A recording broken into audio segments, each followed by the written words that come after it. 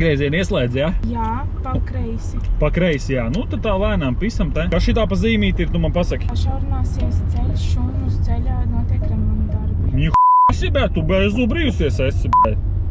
Es pats nezināju, tāpēc es prasu. Tagad nemīžam un neieskrienam malā, braucam taisni, jā.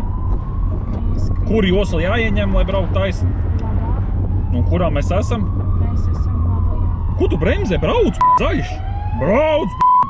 Tagad, nē, stop, ātrie. Tas nav, nē, tie bija pažarnie. Bet tagad pisam. Kas man jādara? Paldies, opīt, mums te vienkārši. Man sen nav bijuši pirmklasnieki, un nezinu, ko tu māki un ko nē. Man te šis man tev jāmāc. Tie ir logi, jā. Tas ir panorāmas logi, vai citu tālu saprot? Neko. Kāds starp? Zaļā gaisa. Nu, zaļš braucam, jā. Jopt, vai kaut kur ir savādāk? Jā. Kur tad ir zaļš, tā nav braukšana? Te nopietni padarīšana, par ko jūs smēties?